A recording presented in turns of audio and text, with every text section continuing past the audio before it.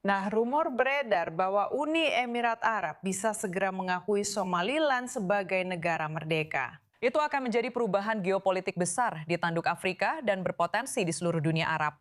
Dan inilah yang memicu spekulasi tersebut. Para komentator Emirat telah memposting bahwa Somaliland yang demokratis mungkin segera menerima seorang duta besar Arab dan bahkan membuka sebuah kedutaan. Pada saat yang sama, Presiden Somaliland Abdirrahman Mohamed Abdullah Abdullahi diam-diam melakukan perjalanan ke UEA pada akhir bulan lalu. Itu adalah kunjungan yang belum dijelaskan secara terbuka. Ini benar-benar terjadi. UEA akan menjadi negara kedua yang mengakui Somaliland setelah Israel melakukannya pada bulan Desember lalu. Sebuah langkah yang sudah memicu reaksi di kawasan. Jadi untuk saat ini, semua ini masih spekulasi, tapi tentu saja sangat menarik. Dan untuk membantu kita membahas semuanya, kita ditemani oleh Said Ibrahim. Dia adalah editor Somaliland Chronicle.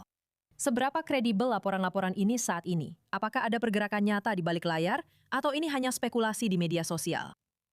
Sebenarnya tidak diketahui, tapi jika Anda melihat konteks yang lebih luas, Anda sebenarnya sudah menjelaskannya dengan sangat baik dan seolah-olah mengaitkannya semua, bukan? Dan jelas Presiden sudah berada di Emirat sejak akhir bulan lalu. Dan sekali lagi, pihak kepresidenan hanya mengatakan bahawa ini adalah kunjungan pribadi begitu saja. Tapi sejauh yang kami tahu, ini sebenarnya memiliki semua ciri-ciri seperti saat dia pertama kali pergi ke Israel. Dan pada dasarnya, seluruh kesepakatan itu sebenarnya diselesaikan di sana. Karena ada masa di mana bahkan kami di media pun bertanya-tanya di mana Presiden berada. Jadi kita sebenarnya sedang berada di situasi yang sama. Tapi kalau kita mundur sedikit lagi, jelas kita semua sudah mendengar bahawa Uni Emirat Arab sebenarnya telah keluar dari OPEC. Dan itu adalah hal yang sangat besar, bukan? Dan jika anda benar-benar menaruh itu di satu sisi timbangan dan kemudian pengakuan Somaliland di sisi lain, itu hampir menjadi sepertinya Uni Emirat Arab sebenarnya sedang bersiap untuk anda tahu mengambil alih kendali atas keamanan nasionalnya sendiri.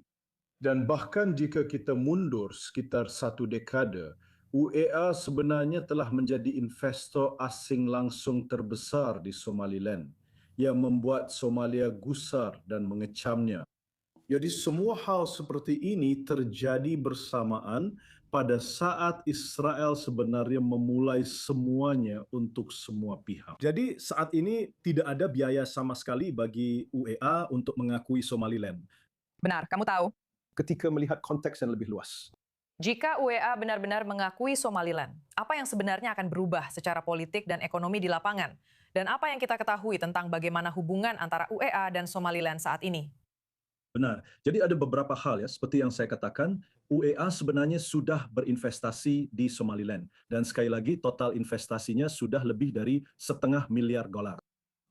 Anda tahu Dubai Ports World sebenarnya mengelola pelabuhan terbesar Somaliland di Berbera.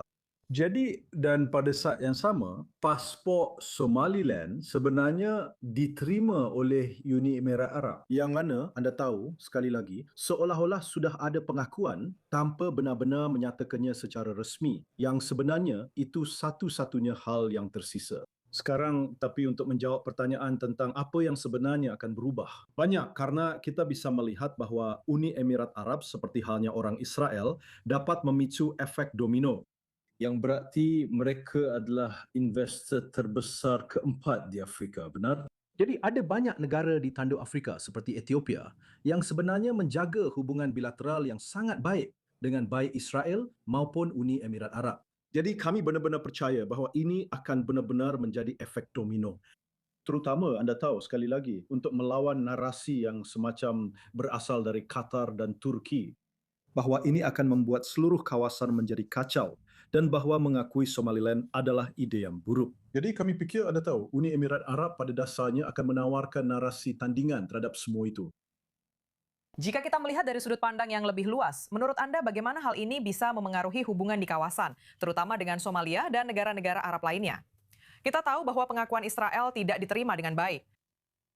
Ya, itu tergantung kan. Sekarang sekali lagi dalam konteks yang lebih luas, Liga Arab dan banyak lainnya anda tahu, yang saya sebut tidak relevan dan agak ketinggalan zaman. Organisasi-organisasi tersebut selalu saja mengecam, anda tahu, Somaliland. dalam berbagai cara. Secara khusus, kita melihat, Anda tahu, pada dasarnya ada 16 negara yang menentang langkah terbaru Israel setelah pengakuan, yaitu menunjuk seorang duta besar.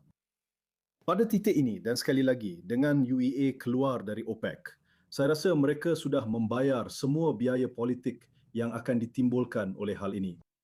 Dan ketika berbicara tentang Somalia, kita membicarakan pihak yang sebenarnya tidak mengendalikan nasibnya sendiri. Negara itu telah menjadi semacam jalur bagi banyak kepentingan asing, terutama sekali lagi Qatar dan Turki.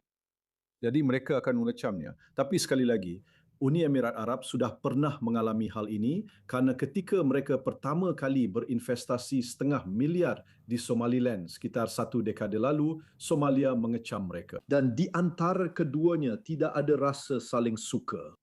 Uni Emirat Arab sebenarnya sebahagian besar sudah menarik diri dari Somalia. Padahal mereka sebelumnya sangat banyak berinvestasi di sektor keamanan di sana, mencuba menstabilkan negara itu.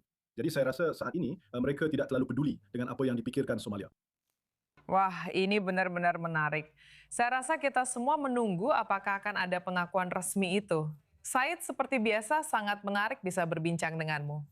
Dan semoga kita bisa segera berbincang lagi denganmu untuk mendapatkan pembaruan.